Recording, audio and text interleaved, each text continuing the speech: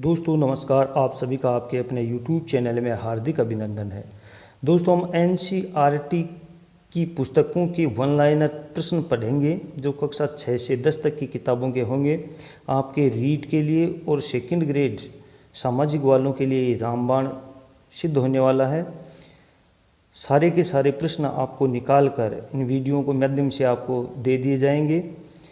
आपका second grade का ये लगभग 60 से 65% तक सामाजिक वालों का सिलेबस कवर करता है, जबकि रीट वालों का जो सामाजिक के 60 प्रश्न आते हैं उनमें से 45 प्रश्न NCERT की किताबों से ही आएंगे, हूबहू प्रश्न मिलेंगे। इसलिए यदि आप रीट और सेकंड ग्रेड की तैयारी कर रहे हैं तो चैनल को सब्सक्राइब कर लें और लाइक और शेयर ज़रूर करें। तो करते हैं स्टार्ट। NCERT कक्षा 6 अध्याय 1 सौरमंडल में पृथ्वी। पहला प्रश्न है, पूर्ण चंद्रमा वाली रात को क्या कहा जाता है? पूर्णिमा। प्रश्न नंबर 2, जिस रात में चंद्रमा नहीं दिखाई देता है उसे कहा जाता है अमावस्या की रात। यानी अमावस्या की रात के दिन चंद्रमा दिखाई नहीं देता है और पूर्ण चंद्रमा दिखाई देता है, वो पूर्णिमा है। प्रश्न नंबर 3 है, सूर्य, चंद्रमा तथा वे सभी वस्तुएं जो रात के समय आसमान में चमकते हैं क्या कहलाते हैं? तो ये कहलाते हैं खगोलीय पिंड। यानी सूर्य, चंद्रमा जो भी आपको दिखाई देते हैं आसमान में वो सारे के सारे खगोलीय पिंड होते हैं। खगोलीय पिंड बने हुए होते हैं गैसों से। ये खगोलीय पिंड है वो गैसों से बने हुए होते हैं। जिसके पास अपनी ऊष्मा तथा प्रकाश होता है उसे क्या कहा जाता है? तारा। जैसे सूर्य है या तारे हैं, ये सारे के सारे चमकते हैं अपने ही प्रकाश से, तो तारे कहलाते हैं। तथा जैसे पृथ्वी, ये जो ग्रह हैं वो सूर्य के प्रकाश से चमकते हैं, इसलिए इनको ग्रह कहा जाता है, तारा नहीं कहा जाता। प्रश्न नंबर 6, सूर्य है एक तारा। प्रश्न नंबर 8, रात्रि में आसमान में तारों के विभिन्न समूह द्वारा बनाई गई आकृतियां क्या कहलाती हैं?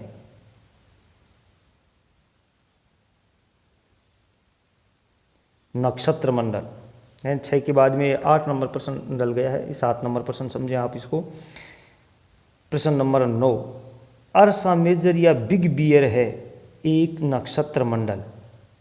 यानी हमारी जो आकाश गंगा है वो अर्सा मेजर या बिग बियर का ही हिस्सा है, तो ये एक नक्षत्र मंडल है। बड़ी आसानी से पहचान में आने वाला नक्षत्र मंडल है सप्तऋषि मंडल। सप्तऋषि मंडल।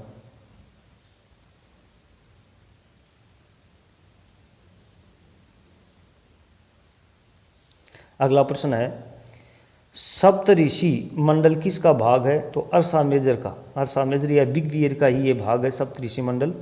उत्तरी तारा उत्तर दिशा को बताता है, इसे क्या कहते हैं? ध्रुव तारा। यानी ध्रुव तारा हमेशा उत्तर दिशा में होता है, जो सप्तऋषि मंडल के उत्तर में होता है। ध्रुव तारे की पहचान की जाती है सप्तऋषि मंडल की सहायता से। ग्रह किसे कहा जाता है? कुछ खगोलीय पिंड जिनमें अपना प्रकाश एवं ऊष्मा नहीं होती है, वे तारों के प्रकाश से प्रकाशित होते हैं, ग्रह कहलाते हैं।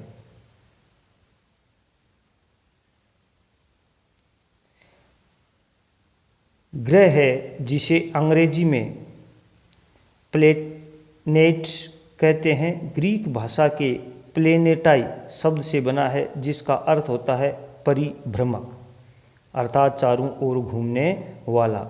यानी ग्रह क्या होता है?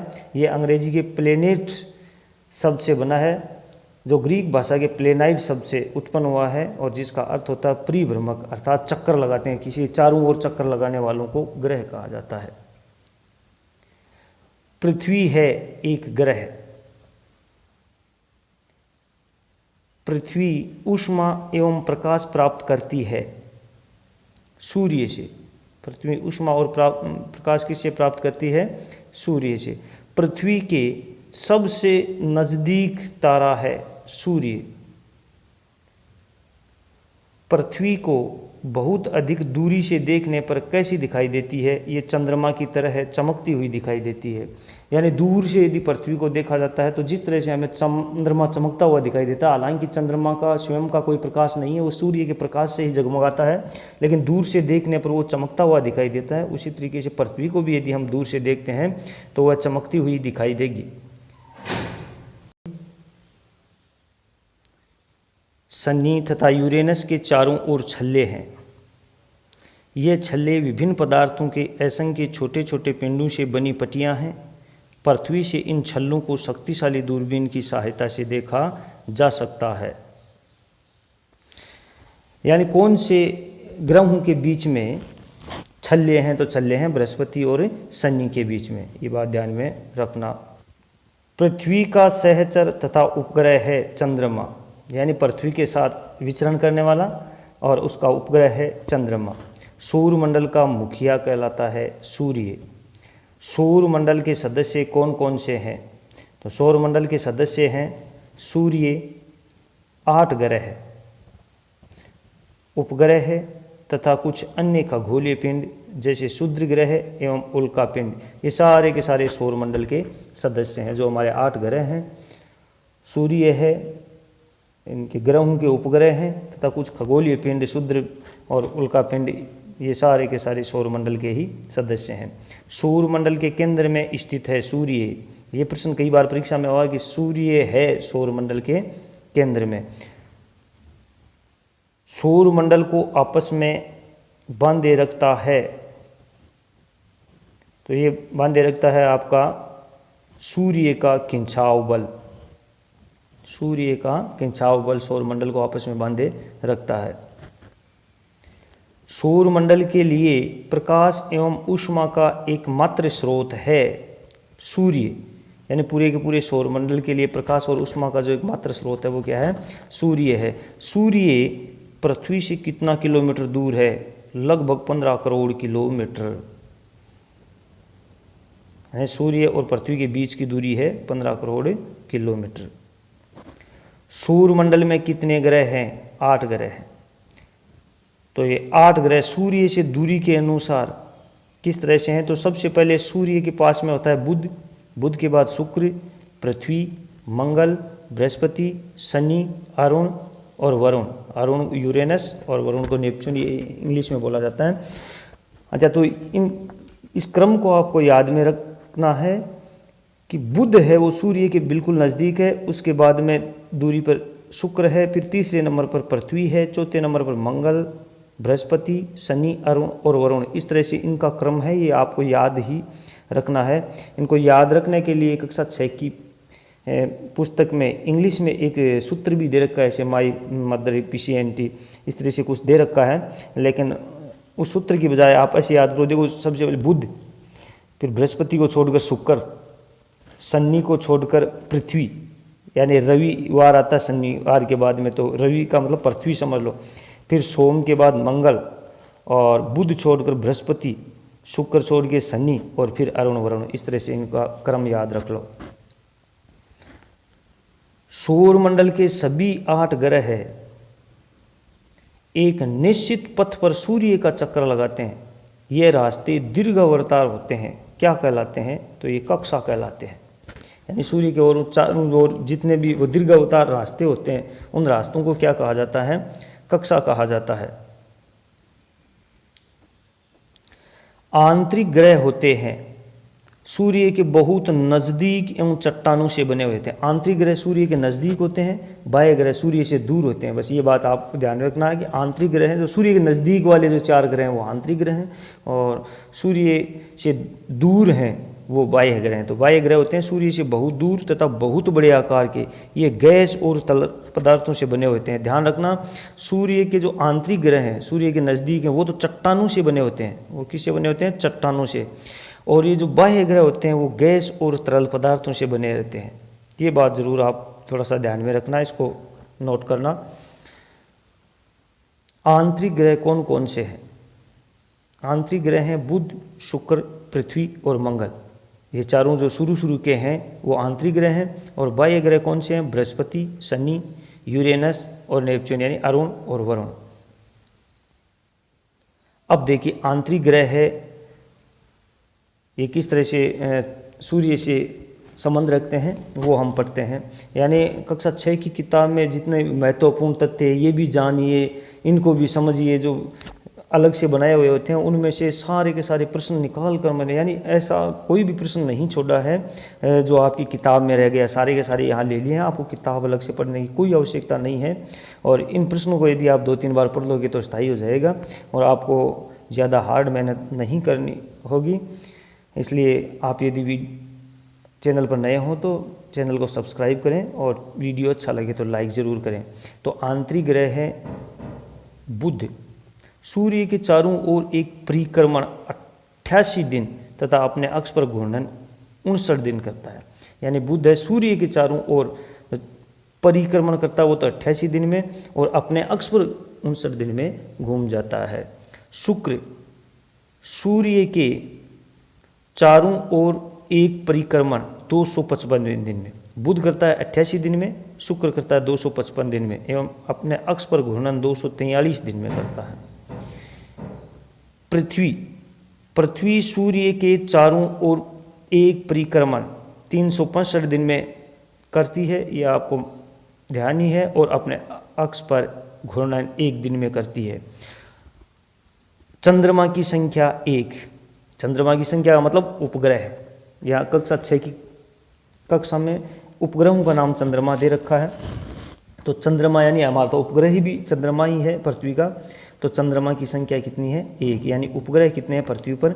1 है। और इनके आपके बुध और शुक्र के कोई उपग्रह नहीं है, ये भी बात ध्यान में रखना।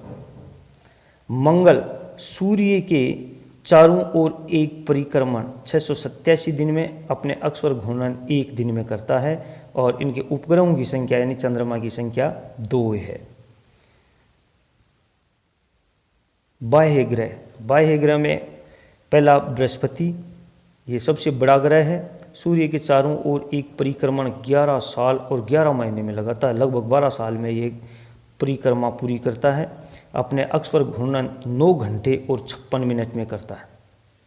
और उपग्रहों की संख्या यानी चंद्रमा की संख्या लगभग 53 है। पृथ्वी के 1 ही है और बृहस्पति के 53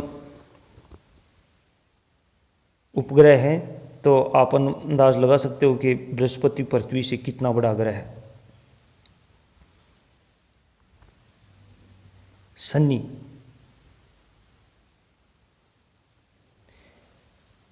सूर्य के चारों ओर एक परिक्रमण 29 साल में तथा 5 महीने 29 साल तथा 5 महीने में करता है, और अपने अक्ष पर घूर्णन 10 घंटे और 40 मिनट में करता है। चंद्रमा की संख्या यानी उपग्रहों की संख्या लगभग 53 है। अब बात करते हैं यूरेनस यानी अरुण की। यूरेनस सूर्य के चारों ओर एक परिक्रमण 84 साल में करता है, अपने अक्ष पर घूर्णन 17 घंटे और 14 मिनट में करता है। चंद्रमा उपग्रहों की संख्या लगभग 27 है। नेपच्यून यानी वरुण सूर्य के चारों ओर एक परिक्रमण 164 साल में, अपने अक्ष पर घूर्णन 16 घंटे और 7 मिनट में करता है। इनकी चंद्रमा की संख्या है 13, यानी उपग्रहों की संख्या कितनी है? 13 है। पृथ्वी का जुड़वां ग्रह किसे कहा जाता है? ये प्रश्न भी परीक्षा में कई बार आया हुआ है। शुक्र को। पृथ्वी का जुड़वां ग्रह किसे कहा जाता है? शुक्र को, क्योंकि इसका आकार एवं आकृति लगभग पृथ्वी के समान है। इसका आकार और आकृति पृथ्वी के समान है, इसलिए शुक्र ग्रह को पृथ्वी का जुड़वां ग्रह भी कहा जाता है। अभी तक प्लूटो भी एक ग्रह माना जाता था, परंतु अंतर्राष्ट्रीय खगोलीय संगठन ने अपनी बैठक अगस्त 2006 में यह निर्णय लिया कि कुछ समय पहले खोजे गए अन्य खगोलीय पिंड 2003 UB 313 सिरस तथा प्लूटो बोने ग्रह कहे जा सकते हैं। यानी 2006 से पहले प्लूटो भी ग्रहों की श्रेणी में शामिल था, यानी तब 2006 से पहले ग्रह 9 माने जाते थे।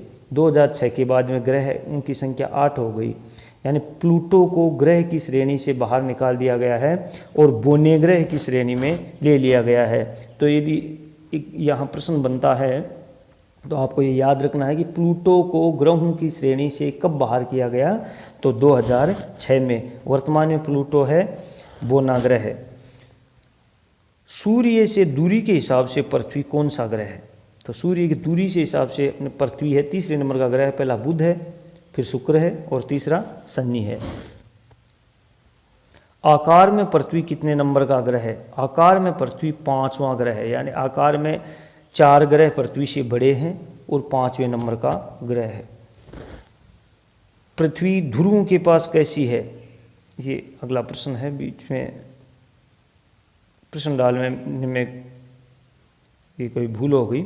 पृथ्वी पृथुओं के पास कैसी है, ये तो चपटी है, यानी ध्रुवों के पास में जो पृथ्वी है कैसी है, चपटी है। ध्रुवों के पास चपटी होने के कारण पृथ्वी के आकार को क्या कहा जाता है, भूआब। यानी पृथ्वी ध्रुवों से चपटी है, बीच में उभरी हुई है, इस कारण ध्रुवों के पास में ये चपटी होने के कारण पृथ्वी के आकार को कहा जाता है भूआब। भूआब का अर्थ होता है पृथ्वी के समान आकार। किस ग्रह को सौरमंडल का सबसे अद्भुत ग्रह कहा जाता है, सौरमंडल का सबसे अद्भुत ग्रह क्या है, पृथ्वी है, क्योंकि ये एक ही ग्रह है जिस पर वायुमंडल है और जीवन मौजूद है। बाकी सभी ग्रहों पर ऐसा नहीं है, इसलिए इसको अद्भुत ग्रह की श्रेणी में रखा जाता है। अंतरिक्ष से देखने पर पृथ्वी कैसी दिखाई पड़ती है, नीले रंग की। अंतरिक्ष से देखने पर पृथ्वी है वो नीले रंग की दिखाई देती है, इसीलिए इसको नीला ग्रह कहते हैं। दूर से देखते हैं तो पृथ्वी चंद्रमा की तरह चमकती हुई दिखाई देती है। अंतरिक्ष से देखते हैं तो ये नीले रंग की दिखाई देती है, क्योंकि इसकी 3/4 सतह पानी से ढकी हुई है। नीले रंग की दिखाई देने का कारण क्या है, 3/4 पानी से ढकी हुई है, इसलिए इसे नीला ग्रह भी कहते हैं। तो सीधा सा प्रश्न आ जाए, नीला ग्रह किसे कहते हैं, तो पृथ्वी को। और पृथ्वी का रंग कैसा है, नीला। चंद्रमा का व्यास कितना है, तो चंद्रमा का व्यास है पृथ्वी के व्यास का 1/4। चंद्रमा पृथ्वी से लगभग कितना किलोमीटर दूर है, तो यह है 3,84,400 किलोमीटर दूर है। और सूर्य पृथ्वी से 15 करोड़ किलोमीटर दूर है। चंद्रमा 3,84,400 किलोमीटर दूर है। चंद्रमा पृथ्वी का एक चक्कर कितने दिनों में पूरा करता है, लगभग 27 दिन में ये पृथ्वी का एक परिक्रमण पूरा कर लेता है, और इतने ही समय में यह अपने अक्ष पर एक चक्कर भी पूरा करता है। यानी 27 दिन में ही तो ये परिक्रमण यानी पृथ्वी के परिक्रमण करता है, और 27 दिन में ही ये अपना एक पूरा चक्कर यानी घूर्णन पूरा 27 दिन में ही करता है। चंद्रमा का परिक्रमण एवं घूर्णन लगभग समान होने के कारण ही पृथ्वी से हमें चंद्रमा का केवल एक ही भाग दिखाई पड़ता है। यही कारण है कि पृथ्वी से देखने पर चंद्रमा केवल एक ही भाग दिखाई देता है, क्योंकि इसका घूर्णन और परिक्रमण समय है वो एक ही है, 27 दिन का। तारों, ग्रहों एवं उपग्रहों के अतिरिक्त असंख्य छोटे पिंड भी सूर्य के चारों ओर चक्कर लगाते हैं। इन्हें क्या कहते हैं, इन्हें क्षुद्र ग्रह कहते हैं। क्षुद्र ग्रह कहाँ पाए जाते हैं, तो मंगल एवं बृहस्पति। मंगल एवं बृहस्पति, मंगल एवं बृहस्पति के बीच में छोटे छोटे ये क्षुद्र ग्रह पाए जाते हैं। यह लिखा नहीं गया तो ये ध्यान रखना, मंगल एवं बृहस्पति के मध्य क्षुद्र ग्रह पाए जाते हैं। सूर्य के चारों ओर चक्कर लगाने वाले पत्थरों के छोटे छोटे टुकड़ों को क्या कहते हैं, तो उनको कहते हैं उल्का पिंड। आकाश में तारों के समूह को क्या कहा जाता है, आकाशगंगा। तारों का समूह है, रात्रि में हमें आकाश में दिखाई देता है, उसे आकाशगंगा कहा जाता है। आकाशगंगा यानी मिल्की वे। सौर मंडल किसका भाग है? हमारी आकाशगंगा का ही भाग है, मिल्की वे का ही एक भाग है। अब इसका नाम आकाशगंगा क्यों पड़ा? तो प्राचीन भारत में आकाशगंगा की कल्पना आकाश में प्रकाश की एक बहती नदी से की गई थी, इस प्रकार इसका नाम आकाशगंगा पड़ा था। यानी प्राचीन समय में लोगों ने कल्पना कर ली कि ये कोई नदी बह रही है, आकाश में नदी बह रही है, तो इसका नाम आकाशगंगा रख दिया। लाखों आकाशगंगाएं मिलकर किसका निर्माण करती हैं? तो ये लाखों आकाशगंगाएं मिलकर ब्रह्मांड का निर्माण करती हैं। यानी ब्रह्मांड में एक आकाशगंगा नहीं, जो हमें पृथ्वी से एक जो आकाशगंगा दिखाई देती है, ऐसी लाखों आकाशगंगाएं हैं और ये लाखों आकाशगंगाएं मिलकर ब्रह्मांड का निर्माण करती हैं। प्राचीन रोमन कहानियों में सूर्य देवता को क्या कहा जाता था? सोल। रोमन कहानियों में सूर्य देवता को सोल कहा जाता था। ये इस तरह से कक्षा 6 किताब में जो डब्बे बने हुए हैं और उनमें विशेष रूप से लिखा हुआ है। अब देखो शब्द की उत्पत्ति, यानी जितना किताब में लिखा गया है वो सारा का सारा निकाल कर, यानी जहाँ से प्रश्न बनते हैं वो सारे के सारे वीडियो में डाले गए हैं। ये कक्षा 6 की ज्योग्राफी किताब का पहला पाठ है। इसी तरीके से सारे पाठ करवाए जाएंगे, 6 से 10 तक की किताबें पूरी करवा दी जाएगी। तो आप चैनल को सब्सक्राइब जरूर कर लें और बेल आइकन को जरूर दबा दें, जिससे आपके पास में नोटिफिकेशन आता रहे। और हाँ, इसकी PDF जो ये 6ठी क्लास का पूरा पार्ट हो जाता है, PDF आपको मिल जाएगी। शब्द की उत्पत्ति, जो ज्योग्राफी, शब्द की उत्पत्ति ज्योग्राफी एक अंग्रेजी शब्द है। यानी ज्योग्राफी क्या है? एक अंग्रेजी शब्द है। यह ग्रीक भाषा से लिया गया है, जिसका अर्थ है पृथ्वी का विवरण। यह 2 ग्रीक शब्दों से मिलकर बना है, जिसमें GE शब्द का अर्थ है पृथ्वी एवं ग्राफिया का अर्थ है लिखना।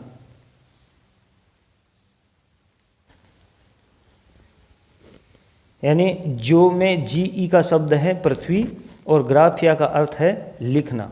अब दूसरा दे रखा जियोलॉजी, यानी ज्योग्राफी और जियोलॉजी। जियोलॉजी है पृथ्वी का अध्ययन करने वाला विज्ञान बताया है। जियोलॉजी क्या है? पृथ्वी का अध्ययन करने वाला विज्ञान। जियोमेट्री होता है पृथ्वी का मापन करने वाला विज्ञान। और जियोइड्स होता है पृथ्वी के आकार के अनुरूप, पृथ्वी के आकार के अनुरूप। यानी ये 3 शब्द दे रखे हैं। जियोलॉजी पृथ्वी का अध्ययन करने वाला, जियोमेट्री पृथ्वी का मापन करने वाला, और जियोइड्स पृथ्वी के आकार के अनुरूप। तो इनको भी आपको ध्यान में रखना है। खगोलीय पिंडों एवं उनकी गति के संबंध में अध्ययन करने वालों को कहते हैं खगोल शास्त्री। खगोलीय पिंडों की और उनकी गति के संबंध में अध्ययन करने वाले जो वैज्ञानिक हैं उनको क्या कहते हैं? खगोल शास्त्री कहते हैं। प्राचीन भारत के प्रसिद्ध खगोल शास्त्री हुए हैं आर्यभट्ट। इन्होंने खगोल पर अध्ययन किया था और आर्यभट्ट ने कहा था कि सभी ग्रह तथा चंद्रमा परावर्तित सूर्य प्रकाश के कारण चमकते हैं, जो आज पूरा विश्व इस बात को मानता है। प्रकाश की गति कितनी है? लगभग 3 लाख किलोमीटर प्रति सेकंड। यानी 3 लाख किलोमीटर 1 सेकंड में सूर्य का प्रकाश गति करता है। इस गति के बावजूद सूर्य के प्रकाश को पृथ्वी तक पहुंचने में लगभग 8 मिनट का समय लगता है। यानी 3 लाख किलोमीटर प्रति सेकंड में सूर्य की किरणें प्रवाहित होती हैं, लेकिन फिर भी वो सूर्य से पृथ्वी तक आती हैं तो लगभग 8 मिनट का समय लग जाता है। इसका कारण ये है कि सूर्य पृथ्वी से 15 करोड़ किलोमीटर दूर है। ये बात आपको ध्यान में रखनी है। नील आर्मस्ट्रॉन्ग पहले व्यक्ति थे जिन्होंने 20 जुलाई 1969 को सबसे पहले चंद्रमा की सतह पर कदम रखा था। तो चंद्रमा की सतह पर प्रथम कदम रखने वाला था नील आर्मस्ट्रॉन्ग। अंतरिक्ष में उपस्थित कुछ भारतीय उपग्रह, यानी अंतरिक्ष में उपस्थित भारतीय उपग्रह कौन कौन से हैं? इनसेट है, IRS है, एडुसेट है और इत्यादि है। तो दोस्तों ये कक्षा